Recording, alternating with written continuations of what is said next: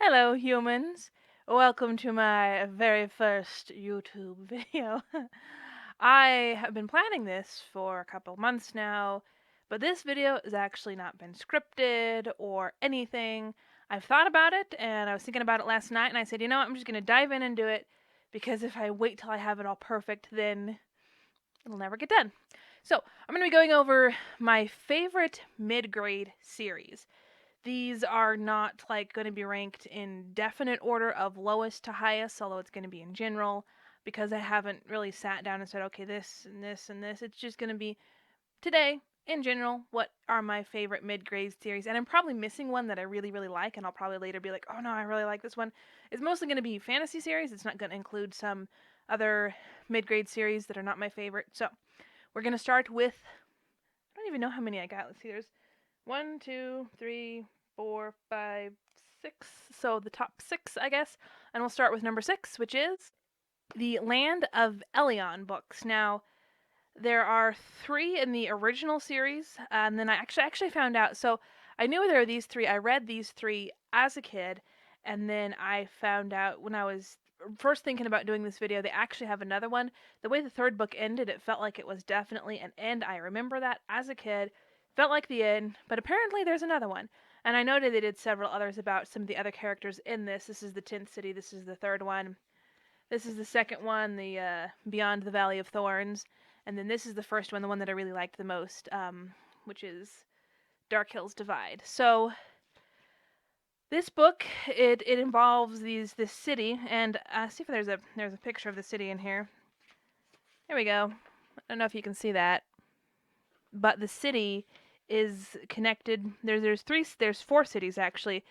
3 of them are connected to the main hub, and they're connected by walls. And most of the people in these cities have never been outside the city. That's just where they live. It's just how they do it. And it starts with a girl named Alexa, who really wants to know what's outside the city, which sounds pretty standard for a lot of fantasy, but what she finds and what she discovers is really fascinating. And I just really loved these books as a kid, probably because there are talking animals. And I hope that's not a spoiler, but yeah, talking animals, always a amazing thing, in my opinion. The next book on this list, or the next series, is the Mantle Chronicles, and I do feel somewhat hypocritical putting these on here because I have not read the last 3. They are really good, but the one that I'm working on right now is probably one of the more difficult ones to get through, I'm guessing. I'm kind of struggling getting through it because I'm reading like 4 other books too. But I read these first 2 when I was a little kid, The Urchin of the Riding Stars and then Urchin and the Hearthstone, and they are a lot of fun.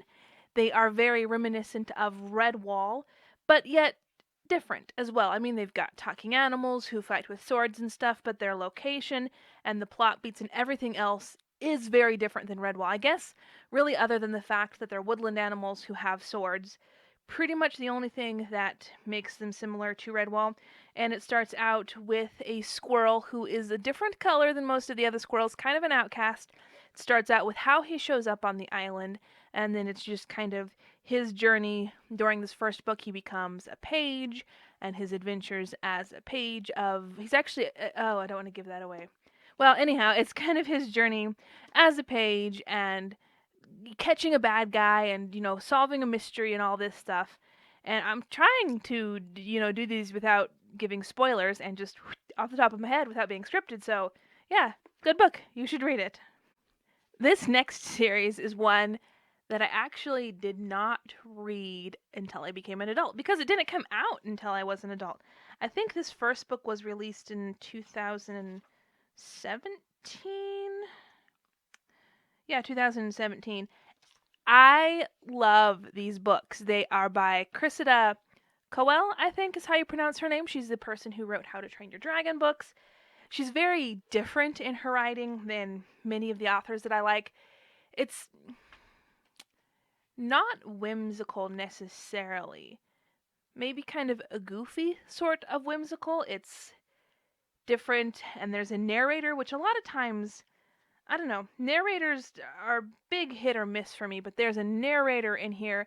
And the fun thing is, at the beginning of the books, it says, I'm a character in the story.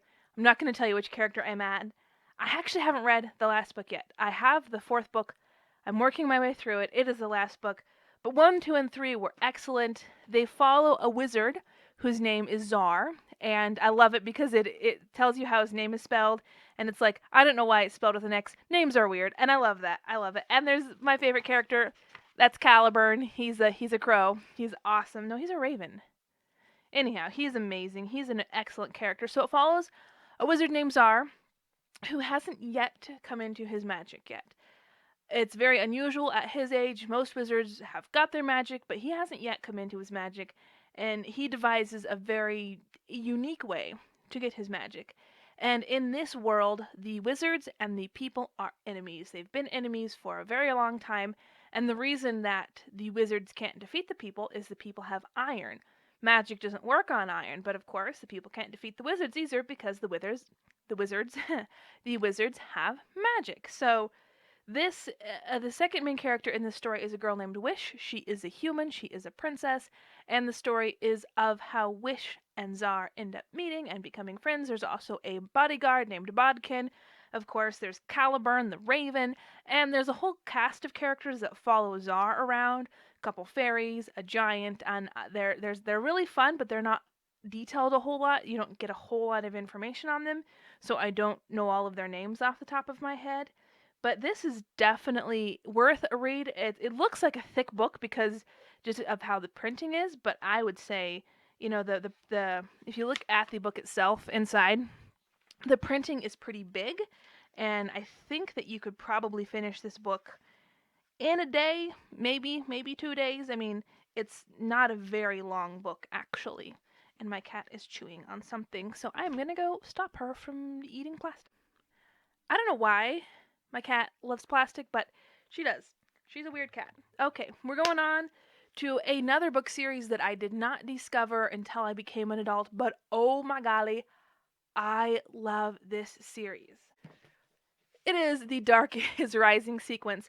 I have the entire collection in one book. I've also got a copy of The Grey King and Over Hill and Under Stone. I just don't have them here. This is a book series that I know a lot of people my age grew up reading. I did not. You might recognize parts of it from the Seeker movie that came out a couple years ago. Well, actually, it came out quite a few years ago. It was funny because the Seeker movie is supposed to be based off of the Dark is Rising book, because there's a book, The Dark is Rising is the name of the sequence, but also one of the books within the sequence is just called The Dark is Rising. And the Seeker movie was supposed to be based off of that, but it was so bad as an adaptation that I was reading the Dark is Rising book and saying, hey, these characters sound familiar. This kind of sounds almost sort of like something I've seen before, but it was so different that it took me a long time to connect it to the movie. Anyhow, so these are really fantastic. It's low fantasy, it happens in our world, but if you like Arthurian legend and kind of Indiana Jones style stuff, these are definitely for you. The first book is Over Hill and Under Stone, and it follows 3 kids as they go on vacation in a nearby place. I'm not selling this very well, am I? Definitely going to script it at least a little bit next time. Probably not like every word, but I will definitely be deciding like what I'm going to talk about. Anyhow, so the kids, they go on a vacation with their family and their uncle Merriman, or their great uncle Mary as they call him. And on this vacation, they come across maps and evidence and have to find a certain artifact. And there is the start of Arthurian legend in this book. And the entire series then is just filled with Arthurian legend, which I absolutely love. It is so good. It is fantastic. It is amazing. The next book is The Dark is Rising. So The Dark is Rising is the name of the sequence, but so is one of the books in it. And that follows the character of Will. And I'm trying to figure out if there's going to be spoiler, if this is considered a spoiler. I'm going to say possibly mild spoiler for the Dark is Rising sequence, but I think you might be able to get it if you let me just look at the back real quick. Okay, so it mentions it on the back cover, so it is not considered a spoiler. It follows a character named Will who discovers that he is one of the old ones. This is kind of an ancient race of beings who help fight the dark, and he is the last of the old ones. He is the youngest of the old ones. So the Dark is Rising book kind of follows his journey. Then the next book is The Green Witch, and this brings the two groups of characters together. And so throughout the rest of this sequence, they have some adventures alone, some together, and they are all working together. They are all in prophecies. They are all foretold to defeat the dark. And it's fantastic. It's amazing. I cannot believe I didn't come across this book series as a kid. So, hugely good book. I mean, you should read it. If you haven't yet, go read it. Read them. Do it. Do it now. I'll wait. So, this might surprise some of you that this is not number one on my list, but it's still really good, and it is The Chronicles of Narnia. If you don't know, the Chronicles of Narnia were written by a man named C.S. Lewis. He was a Christian, and he put a lot of his faith into these books. I think they're excellent, even if you are not a Christian. Definitely worth a read, but they are definitely filled with the author's faith. And I have no problem with that. I know some people get really upset if the author pours their faith into a book, but I do like to write a little bit. I'm not never anything worth publishing, but as I write, you pour your heart and soul into a book, and so your faith, which is very, very central to who you are, obviously gets poured into a book, and it's done really, really, really well in these books. It's not the first one, I always call it the first one. It's the first one published, and it's definitely the first one I would suggest you read, and it's the first one most people think of, and that is The Lion, the Witch, and the Wardrobe. And because I'm pretty sure, well, here it's on the back, so it's not going to be a spoiler, and I'm pretty sure everybody knows it anyway. It follows the characters of Peter, Susan, Edmund, and Lucy. They are sent out of London during World War II, during the air raids. They're sent to the country where they can be safe. While at the country, they end up in the house of an old professor, and Lucy finds a wardrobe when they're playing hide and seek one day, and she hides in it only to discover that the wardrobe leads to another world. Now, we actually do, in book one, find out why this wardrobe leads to another world. I put them out of order. Let me get them back. So we do find out in book one, in The Magician's Nephew, which is technically book one, we find out why this wardrobe leads them to the netherworld, but for now it doesn't matter. So Lucy goes into this world, meets a faun named Mr. Tumnus, learns about the White Witch, comes back into our world, and her family doesn't believe her at first, but eventually they do. Eventually they cross over into the world. It takes them actually going into the world for some of them to believe her. A couple other things happen, but I don't want to get into too many plot spoilers, but it is an excellent story. It's a very great introduction to fantasy, I would say, because I'm not sure if it qualifies as low fantasy or not. It starts in our world, but then it goes into another world. It's very easy and very simple, and I'm not saying that you necessarily need that as an introduction to fantasy, but it's not going to throw you in with complex magic systems and tons of different characters with weird names to remember. There is magic in these books, but it is not at the forefront. And as a matter of fact, the magic is more part of the nature of the world that they go into, and it's not really something that anyone can wield or use except for perhaps Aslan, who is, of course, the character who represents he's the god of this world. He represents Jesus. That's just it. He is the god of this world, and so of course the magic in this world he can kind of access, but it doesn't even really seem like magic. It's just part of his nature. So definitely worth a read. My second favorite mid-grade series. Are y'all ready for my favorite? And my favorite mid-grade series, coming as a surprise to no one who knows me, is the Redwall books. Oh my golly, these books are so amazing. Like, as an adult, I absolutely love them. There are more than 20 books, and I've read all of them except for the last one because the author sadly passed away. And I'm never going to get another new book by him, so I'm like hesitating to read the last one. I'm like, I don't want this to be over. But they follow talking mice, which I love talking animals. It's so great. But even though they follow talking animals, it's really not like they're dumb books, and they're definitely not talking down.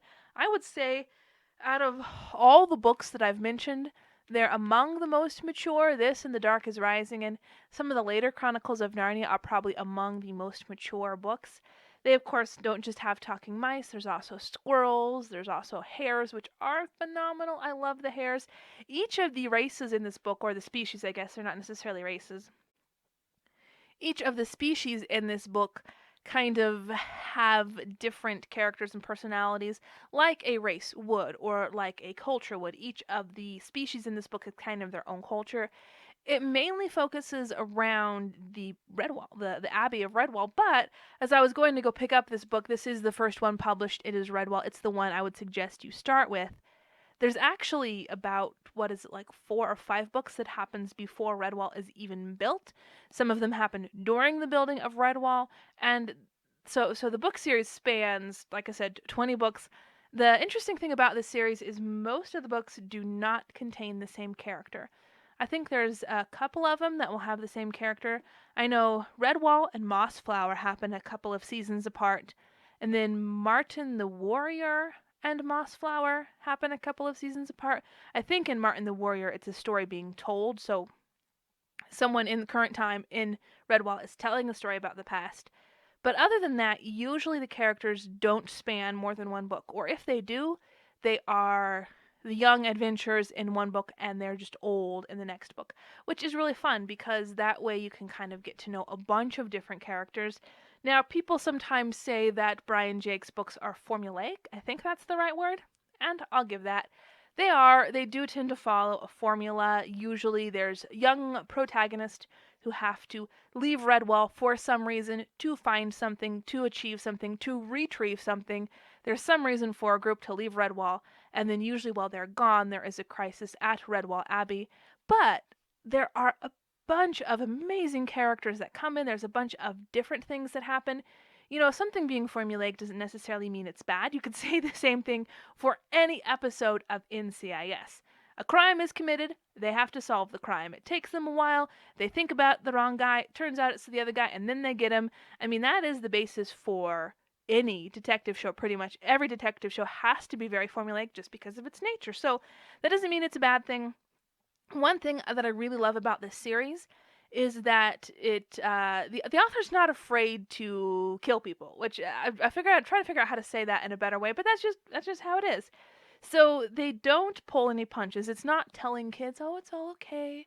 It's all fine. It's all happy." No, I mean, you fall in love with these characters and sometimes you're really liking a character and you're like, "Oh my goodness, Brian Jakes is making me like this character so much. I hope they don't die." Sometimes they do, and sometimes they don't. They don't always. He's very good at not letting you know which character is going to die, which is amazing, and I love it because it feels like there's stakes. A lot of times in reading mid-grade books, you're like, they'll be fine. No one's gonna die. It's a kid's book. Although they're getting much better at that. Oh, I just remembered another series that I was going to mention among my favorites. I'll come back to that. Kids' books are, though, getting better about having more stakes, but this, especially for its time, I mean, back when this was written, many mid-grade books didn't really have stakes. Everybody was happy in the end. Everything was good. Everything was fine. And they're not in this. Not always, but that's really great because in life, things aren't always fine. It's not always happy. You're not always going to end things well. People you care about are going to die. And it just is great that this book isn't lying to us and telling us, no, it'll all be fine, it'll all be okay. Because this book is aimed at kids, I do kind of think of it as maybe a little bit more educational. I hate saying that about books. I hate books that are just meant to teach a lesson. That's horrible. But books should help us to understand the world around us. Stories help us understand the world around us. That's part of what they've been doing since the dawn of time, back when tribal leaders have been telling the tribe their stories. It's to help them understand the world around them. And the one thing that's great about Redwall is it helps kids understand the world around them, but it doesn't lie to kids. It's not telling kids that everything's going to be happy in the end. It'll all be perfect. It'll all work out great. No, it could be tough. It could be hard, and there could be losses. But here's one of the best things about Redwall is although it sounds kind of like it could be grimdark, almost kind of on the verge because I'm saying characters die, it is not. It is the happiest series I have ever read. There's only one book that really ends sadly, but it ends satisfyingly. And these books, everybody's so happy, and they end up feasting, and the characters are happy at the end, and it just is so satisfying to have a happy ending. I'm a sucker for a happy ending, and I love that these books can both give me stakes. They can give me something I care about. Sorry for that ripping noise. There was a sticker that was bothering me. They can give me something I care about, and they can also give me a happy ending. Now, I am going to go fetch the book series that I'd forgotten about that I wanted to mention. Gregor the Overlander, that is the other one that I wanted to mention. This is a slightly more recent book series. This one was gifted to me in 2012. So the book series, I think, came out from 2012 to like 2017, something like that, I want to say. And it might have ended much sooner than that. But anyhow, it is by an author you may recognize, Suzanne Collins. She also wrote The Hunger Games. This is definitely a mid-grade book, I would say, aimed at a much younger crowd than The Hunger Games, but still kind of having that serious tone. This is by no means grimdark, but I would say of all the books I've mentioned, this is probably the closest. It has a lot more serious undertones, and there's a part of the reason which I feel very serious and when I'm reading it that I'll explain here in a second, but it involves a character named Gregor, as Gregor the Overlander might indicate, and as Overlander might indicate, he ends up going underland. So Gregor is staying at his apartment with his younger sister, whose nickname is Boots. I don't even remember her real name. It's mentioned a couple of times in the series, but for the most part, she's referred to as Boots. So he goes down to do laundry, and he gets sucked into a place called the Underworld. Well, it falls in, anyhow. He gets into the place called the Underworld, and it's not like the Underworld and fires and stuff. No. It is a whole entire land that exists under the earth. Now, there's a lot of, scientific reasons why this is not possible. Because this book occurs in our world, I want to get a lot pickier and be like, well, that couldn't happen. That couldn't happen. So you have to suspend your disbelief for this book a little bit, because a lot of the stuff that happens in this book, especially the world that they live in, is not possible. Sorry. I mean, it can't happen. But that aside, the book series is really good. And because it's a mid-grade book, I feel like I can be less picky. I can be like, okay, this is whimsical. It's supposed to be fun. It's supposed to be adventurous. It couldn't happen, but I'll let it go.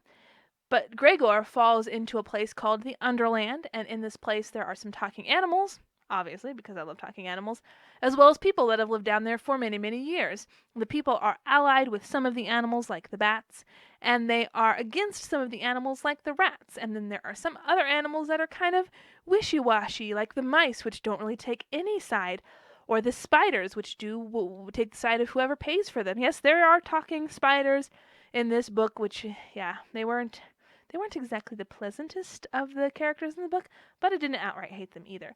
And there's also talking cockroaches, which were very, very interesting characters. So this follows Gregor, who goes underneath the Underland. No, he goes into the Underland, rather. This is why I need a script. Gregor, who goes into the Underland, and there he finds out that there's a prophecy they believe is about him, and different things he will do. And this prophecy these prophecies, rather, come into effect for all the other books as well. Now, the thing that I think makes me feel very, very serious during these books and kind of like, is because they happen underground, and I hate being underground. The author does an excellent job of making you feel like you're underground the entire time, and I hate that. I mean, I love it because it's really good. It's really well done. It draws you into the world. It makes you feel like these characters are feeling, but I do not like the feeling of being under the ground, which I feel for the entire book and the 4 other books as well. So I think for me personally, that's kind of what gives it the more grimdark tone. Again, it's not even really close to grimdark, but the closest of the books that I've mentioned. It's a lot more serious in tone than the books that I've mentioned. But the one great thing about this book series, besides just the fact that it's an excellent story overall, is that it introduces one of my favorite fictional characters of all time, the character of Rip Red. He is amazing. He's snarky. He's hilarious. And, you probably ought to read this book series. The great thing about all these book series is that you can pick them up and read a book in a couple of days.